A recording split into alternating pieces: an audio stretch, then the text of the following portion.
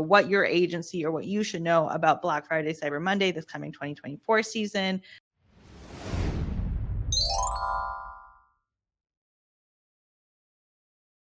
Let's get into it. Where do we want to start today?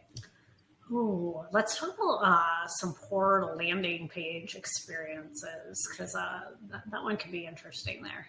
That's fair. We kind of touched on it a little bit last episode with the mobile optimization side of things. And this is kind of just a little bit of a continuation of that, which if you're not really creating like an actual, so my favorite from last season, so I was looking for a workout bag for my gym because I've turned into a little bit of a gym rat somehow. I don't know how it happened, but it did. So now I want like a nice little duffel bag that I can keep all my stuff in and then walk into the gym, change, do my whole thing. So I was looking at a brand called Baze, and there's a competitor called Mono, I believe. And so when I was searching around looking for, and this is not like something new, it's just this is the best example that I've got off the top of my head in terms of recent. What Baze ended up doing was they actually ended up bidding on the competitor names because they had the money to do that at that time. But then their landing page was literally a comparative. So it was, this is what we do. This is what Mono does. This is how we're better. This is how they're inferior. This is how we justify our pricing, all of this wonderful stuff. And that really was the reason why I actually went off and I was like, okay, I think Baze is probably the better suit for me really at this point, because just comparing the two helped me understand what I was actually really truly paying for. So I think if you have the budget to bid on competitor names, especially when you know that people are comparing you to another company, I think having something like that is really, really cool, because then you really lay it down for your audience really at that point. But I do understand that some brands don't necessarily have that capability. So when we're talking about landing page experience, making sure that your page is loading well, that everything is clear, or you're telling them what you do very clearly, but also what you want them to do. So my best thing, the thing that I say most to people, especially when we're talking about landing pages, is that we need to treat them like a 5-year-old. We need to tell them explicitly what we're looking for, what we want them to do, what we do. So I often sit there and I just kind of act like a landing page is like my nephew really at this point. And I just go, okay, would he understand this? And then I make sure that it's relevant to obviously the ad messaging. So we talk to our copywriting team and we go back and forth and make sure that everything kind of just lines up. So what we want to see is like this seamless journey from coming to the website all the way to checkout that makes sense and has clear call to actions, because that's really what's going to make that difference come Black Friday, Cyber Monday. Yeah, that makes sense. Yeah. And I think this really kind of comes into just preparing for BFCM and getting ready for it. So like, I guess my question for you, Sarah, is how far in advance do you actually plan for Black Friday, Cyber Monday? That's a good question. So, and I talked about this a lot in the last episode, and I think I'm going to say on this one, big brands do it right because they're bigger. And with smaller brands, I always get the like, oh no, we couldn't possibly do that. Why? Right. Mm-hmm. So first of all, the very first plan starts at the beginning of the year, the last year. So in June of the year prior, we're starting 2024 planning, 2025 planning. Mm-hmm. For the following year, that is the media plan, right? So like, how much am I going to spend every single month of the year? Very not traditional for smaller companies. They are flying by the seat of their pants most of the time. And then in June, it's also simultaneously when you're looking through Black Friday, Cyber Monday. Mm-hmm. So yeah, June, July, August, September is the lead time there. But, okay, we are talking about an environment with Performance Max, YouTube. Like, it is not a terrible idea to start getting those assets lined up and that plan in place ahead of time. So then you, the paid search manager, aren't like, oh shoot, I don't have enough images to even run through and do like a full cyber asset group in PMAX. I don't have anything that looks even close to seasonal. I have people sitting in summer clothes by the beach, and And that's just not the vibe I'm going for. So I really do think that planning, especially in a time of asset heavy media, needs to be done, June-ish, frankly. Okay, that's totally fair. And this is where the landing pages really kind of come in. You start planning them at the very least. If you're building them out September, October, that's still okay. But like just kind of have those ideas in your head of like how you really want to go about it. If your agency hasn't approached you yet about planning it, then it's a simple conversation of just asking them. Because some don't plan as far in advance. This is just our suggestion at this point. Some want to plan a month or two in advance, and that's still okay. It's just being on top of the ball is really kind of the thought process here. And then also with planning in advance, what it helps with is figuring out how to follow consumer behavior and like how you're going to navigate through that. So how do you approach that, Sarah? So, I mean, we touched on this on the last one, but I do think that's the case of, especially during the season, right? October, November, December. And frankly, what you should do anyway is you should be, as a paid search expert, managing clients, right? So like your agency does, you're looking at that account every single day. Like you should be noticing, like, how much am I spending? Is search traffic increasing? I mean, the platforms do tell you right there on the Insights tab. I know a lot of people want to avoid anything that Google is telling us, but they tell you we're expecting this trend in search data. Like we're expecting search volume to increase. We're expecting XYZ, and as a mom of 3, I can tell you, I definitely start thinking about Christmas, October, November, because the kids are back to school. I do have that free time to sort of let my mind think through things. I also, have PTSD from being locked in a bedroom wrapping presents for, way too long. So I'm like, every year October, I'm going to have everything under the tree. It's going to be wrapped. It's going to be ready to go. I'm not going to be, holed up in my bedroom wrapping, so I do think just paying attention to that, like watching it, looking at your campaigns, because it really does, start to peak. Okay, so talk to me about product feeds. So this is where there's a little bit of a gap in my know-how. Yeah. How do you go about getting the product feed ready? Yeah, so product feeds, and again, like I think they can break easily. I mean, there's a reason there's like data feed watch. There are different vendors in the market to watch the feed because they can break. And I think when you're running at such a mission critical time for revenue for clients, you as the expert need to have a backup plan. So if the feed goes down, what are you going to do? I would always suggest having a spreadsheet backup. I also would suggest having the sale prices and knowing those ahead of time.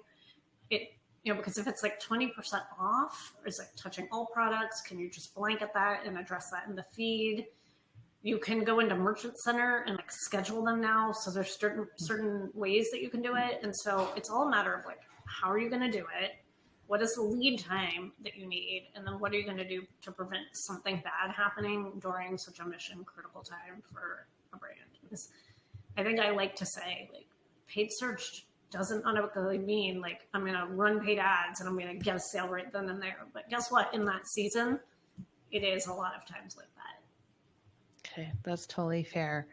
So I think the biggest thing that is neglected in digital marketing, especially for Black Friday, Cyber Monday, is the post analysis. So how do you go about that? How do you bring that insight back into, let's say 2024 is done, do you bring that back into 2025?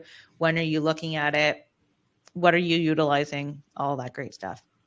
So again, and I think this is, and I mentioned at the beginning, so I train agencies and, I train brands. And I think this is one of those things that like smaller agencies don't necessarily do well for their clients. There are reasons why they don't.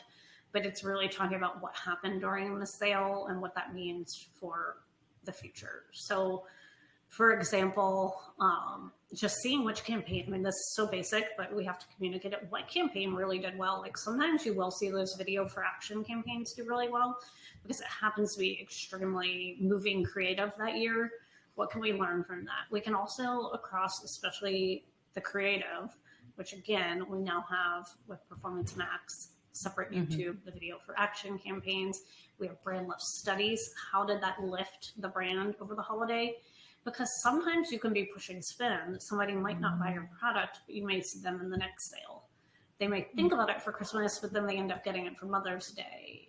What were you seeing in terms of that? And you can look across like audiences too, and you can do the lift studies and tell like what audience lifted the most, or what audience was viewing that video, what the most duration. So there's just little, what I'm going to call like leading indicators that there's something working that could mean a success down the road for your brand. And I think it's important to bubble those up for the client in terms of decks. And then also admit to what didn't work, right? So there are some years where, you feel like you could have pushed the bids a little bit higher, a little bit more. You were competing with your own, and you see this particularly in e-com space. It's a retailer competing with its own retailer. So it's like, I can buy that direct on the website, but I can also go to Best Buy and buy that. I can also go to, Target and buy that. So you're bidding against your own retailers. How did that look? There's just a lot of things that I think as paid search people we see, and we need to be able to help our businesses move forward with that. That's totally fair. I guess the next point, there's no really good segue here on this one. I'm trying to think of a good one. And I'm coming up empty on this one, but checking discount codes. So I actually have a story about this from last year. So there's a brand that I bought this amazing sweater from. It says "Your Girl from Vancouver," and I'm technically from Surrey, but let's say Vancouver for the sake of ease. Really, at this point, I loved it, absolutely loved it. And then I took it to the gym one day, took it off, and I don't know what happened, but somebody snatched it, and it was like the worst thing because it just fit so perfectly. It was just the perfect sweater for me. So when Black Friday came around, they actually sent out emails saying, hey, we're doing a Black Friday sale up to 50% off or something along those lines. And it was wonderful and great. And I go onto the website and there's no discount code to be found anywhere. I checked the email. There's no discount code. So first and foremost, if you're doing a Black Friday, Cyber Monday deal, having a discount code or having it auto apply after checkout is number one. But what are the other things that you want to be looking at with discount codes, I guess? I don't know how to phrase that question. Yeah. I mean, I would say, to your point, having them, whether or not you're going to use them. So I think a lot of people, especially not in paid search, since they don't know how it works, don't understand how a sale with a feed on an e-com works. So if you actually don't discount the products, but have a discount code, and you don't change the price in the feed, you may not get that sale badge. So what you really want is to get those square image product ads to have that green square and that green sale. And then I believe you do probably get more search visibility because it's on sale, and Google knows if it's on sale, people are going to click. But also the eye just goes there when it's a different color, right? Yeah, so that more visibility just naturally happens. Yes, yeah. And so I do feel like it's things like that, talking through how are we going to execute the sale? Because what's easiest to execute from a perspective of the back end, right, with the sale code, may not actually get you the most visibility in Google. So just really talking to your paid search expert and making sure that you're talking through that, which goes with the early planning because you don't want to surprise them. And if you're a digital marketer or a business owner, double check the discount codes. Yeah. Make sure that they're actually working. It's one thing not to have them. It's another thing to offer them and then have them not work. That's a different level of frustration that I cannot explain. I mean, is there anything you and I haven't seen? Between the both of us, I don't think so. I mean, things selling out in the middle of the sale, that too, where suddenly you have to, there's just, it's a high touch point time. Yeah. Sometimes there's ads that are offering a different dollar point than is on the website. And then you're just sitting there going, okay, well, what do we do? Right. And at that point, as marketers, we don't have control of the back end of the website. That's the client's job. Right. So then at that point, you're just sitting there going, okay, I guess I have to turn this off. Well, and because we're not, why what you told me earlier about SEO actually ties in a little bit to this, because the feed, right? Like Google crawls the website to find the price. If the price is mismatched and it breaks your feed, that's an SEO engagement. So I've had situations where the price that was from the recommended products got pulled in as being the actual price on the product, but it wasn't actually the price. What it was that it was higher up in the coding. And I was able to diagnose something like that because I used to do SEO. And so I'm capable of viewing source, looking at where code sits, and getting the train pointed in the right direction. Be like, I think this is the issue. You might want to engage your SEO team and your, potentially your IT. And I'm sorry, the kids are being loud right now, but working parent. That's fair. So yeah, I mean, it all comes back to like checking the things, and then frankly, working with agencies and experts that do have knowledge and the ability to actually help you. Yeah, that's a big one. And then there's one last thing that we need to check before we actually go hit publish on our Black Friday, Cyber Monday. And this is actually something that should be done like the night before. So it might be a little early to talk about it right now, but that's okay. Do you want to talk about it a little bit further? What do we need to check? I mean, you want to make sure that you can actually take payments. Yeah. I mean, I can't believe we're saying this and laughing, but you and I have been there and done that. We've seen it. I mean, calculating the wrong sales tax in the wrong country, seen that. I mean, just make sure that your payment processor is actually working. That it can actually handle the amount of traffic that's coming, that it's actually being able to take it. If you're on sites like Shopify and stuff like that, maybe the worry isn't as intense, but I'll still like do one like the night before just to be like, does it go through? Are we okay? And that just kind of helps calm my nerves really at this point, especially for like our e-com clients. It's just a notice that goes out and I'm like, you're going to see a random name that didn't really pay for anything. Yeah. I'm just checking something. Like, please do not get freaked out. Mm-hmm. And that usually goes over relatively well, obviously, because clients are really glad that we're actually just at least checking that it's working and that we're 100% sure that for the next day when what I like to call the digital marketing Olympics begin, we're ready for it. So yeah, that's our part 2 for Black Friday, Cyber Monday. Again, thank you so much for joining us. We do really appreciate it. Make sure you like the episode, make sure you subscribe. If there are other topics that you want us to cover, please comment below and we will probably cover them. Otherwise, we will see you online on social, LinkedIn, Instagram. Where else are you actually, Sarah? Are you only on LinkedIn and Instagram? No, I'm actually like on TikTok and all the places, but like I feel like it's, I don't know. I'm always like on the cusp of quitting social media any given one day. That's fair. I'm predominantly LinkedIn. Yeah, I'm predominantly on Instagram and LinkedIn. Yes. So if you guys want to continue the conversation with us, you can do so on those 2 platforms. Otherwise, we'll see you again next week. Thank you. Bye.